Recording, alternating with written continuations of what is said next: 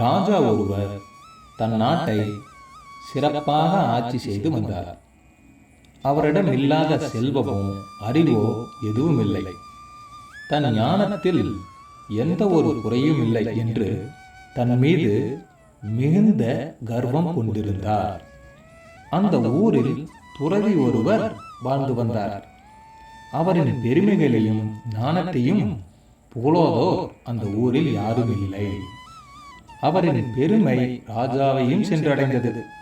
உண்மையில் அவர் ஆசையற்ற முற்றும் துறந்த ஞானிதானா என அவரை சோதிக்க விரும்பினார்.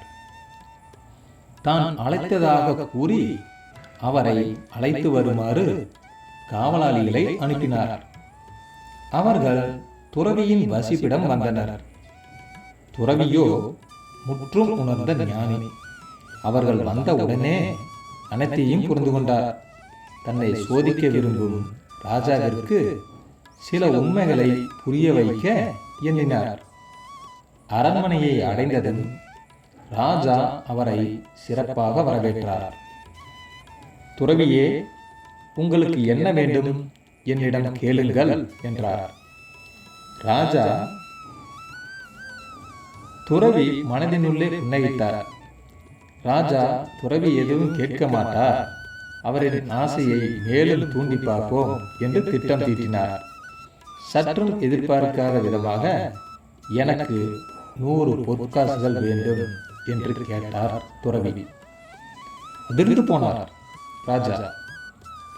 பற்றில்லாமல் இருக்க வேண்டிய துறவி செல்வத்தை தேடுவதா என மனதிற்குள் எண்ணிக்கொண்டார்.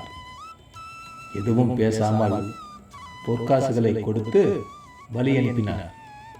ராஜாவிற்கு ஒரு ஆர்வம். அந்த பொற்காசுகளை வைத்து அவர் என்ன செய்ய போகிறார் என்று. அவரை பின்தொடர்ந்து சென்று பார்க்க தொடங்கினார். துறவியோ நேராக ஒரு ஆற்றுக்கு சென்று அதனுள் பொற்காசுகளை ஒன்றொன்றாக போட்டார். ராஜாவிற்கு மனது பொறுக்கவில்லை. நில்லுங்கள், என்ன செய்கிறீர்கள்? உங்களுக்கு பொற்காசு வேண்டாமெனில் வேண்டியவருக்கு தரலாமே, ஏன் ஆற்றில் போடுகிறீர்கள் என்று பதைபதைத்தார். துறவி புன்னையோடு, எப்பொழுது இந்த பொற்காசை என்னிடம் கொடுத்தாயோ அப்போதே இது என்னுடையது, இதை என்ன செய்ய வேண்டும் வேண்டாம் என்று நானே முடிவு செய்வேன் என கூறினார். பொற்காசை ஒரு பொருளாக மதிக்காமல் நீரிலே போட்டு அவரது பற்று அற்ற தன்மையையும் அறிவாளியாக நினைத்து ஆணவம் கொண்ட தனது அறிவின்மையையும் ஒரு செயலில் உணர்த்திய துறவியை வணங்கினார் ராஜா. நண்பர்களே, நீதி மற்றவரிடம் குறை தேடும் முன் நம்மை திருத்திக் கொள்ள வேண்டியது மிக மிக அவசியம். இன்னொரு கதையை பார்க்கலாம். இளவரசர் ஒருவர் அந்த ராஜ்யத்தில் இருந்தார். அவருக்கு மற்றவர்களை கேலி செய்து அதை சொல்லி சிரிப்பது வழக்கம். இவரது சுட்டித்தனம் அரண்மனையில் பலரையும் கடுப்புக்குள் உள்ளாக்கி இருக்கிறது. ஒரு நாள் அரசவைக்கு வந்த இளவரசர் யாருக்கும் தெரியாமல் காவலில் நின்றிருந்த சிப்பாய்களின் கால்களை அருகில் இருந்த தூணில் கட்டி வைத்து ஒளிந்து கொண்டான். அரசர் அரசவைக்குள் நுழைய அவருக்கு மரியாதை செலுத்த காலை தூக்க சிப்பாய்கள் தடுமாறி கீழே விழுந்தார்கள். இதனால் மற்றவர்கள் சிரித்தாலும் அந்த சிப்பாய்களுக்கு அது அவமரியாதையாக இருந்தது. அடுத்த நாள் அந்த அரண்மனையில் சமையல் அறையில் நுழைந்த இளவரசன் கதவின் மேல் ஒரு வாளி நிறைய தண்ணீரை எடுத்து வைக்க அது தெரியாமல் சமையல்காரன் கதவை திறக்க மொத்தமாக மேலே இருந்த தண்ணீர் அவர் மேல் கொட்ட அவர் வலிக்கு விழுந்தார். இதை பார்த்த இளவரசன் விழுந்து விழுந்து சிரிக்க ஆரம்பித்தான். இப்படி நாளுக்கு நாள் இளவரசனின் சேட்டை அதிகமானது. அப்படித்தானே அரசரை காண பக்கத்து நாட்டில் இருந்து அரசர் தனது மகளுடன் பயணம் மேற்கொண்டு வந்தார். அவர்கள் வந்த குதிரையை சேட்டை செய்து மூக்கில் மிளகாய் பொடியை தூவி அதை ஓட ஓட விரட்டினான்.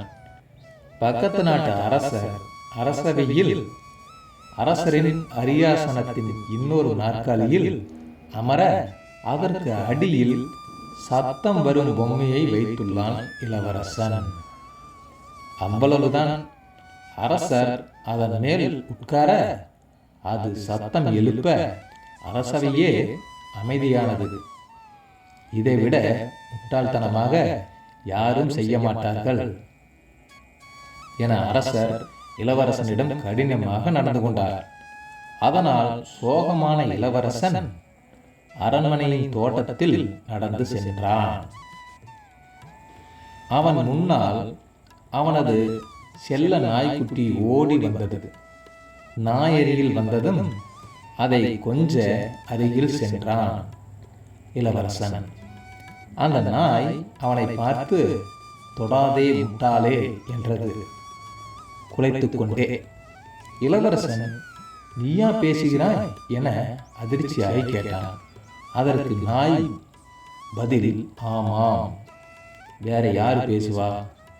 இனிமேல் மற்றவர்களை கேலி செய்தால் உன்னை கடித்து குதிரை விடுவேன் என்றது. அதன் சத்தம் வித்தியாசமாக கூர் என எழுப்பிக் கொண்டே இருந்தது. இளவரசனுக்கு ஒன்றுமே புரியவில்லை. நாய் பேசுமா, அதுவும் இவ்வளவு கோபமாக என பல நாளாக அந்த நாயின் வாயையே பார்த்து கொண்டிருந்தான்.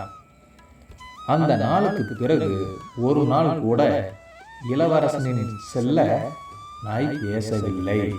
இதையே யோசித்து யோசித்து அமைதியான சிறுவனாக மாறினான் இளவரசன். அன்றைக்கு நடந்த நிகழ்வுக்கு பின்னால் ஒரு பெரிய ரகசியமே இருந்தது.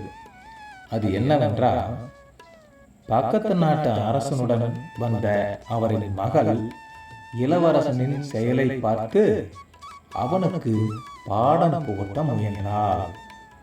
அதனால்தான் அவனின் செல்ல நாய் அவன் முன்னால் வரும் வரை காத்திருந்து அது பேசுவது போலவே உரிமிக்கொண்டே பேசினான். அதனால்தான் இளவரசனும் பயந்தான். மற்றவர்களை கேலி செய்து கொண்டிருந்த இளவரசனையே முட்டாளாக்கினாள் பக்கத்து நாட்டு இளவரசி. இந்த உண்மை கடைசி வரை அவனுக்கு தெரிய வரவே இல்லை. நண்பர்களே, இந்த கதை உங்களுக்கு பிடிச்சிருந்ததுன்னா லைக் பண்ணுங்க, கமெண்ட் பண்ணுங்க, ஷேர் பண்ணுங்க, மறக்காம சப்ஸ்கிரைப் பண்ணுங்க. நன்றி நண்பர்களே.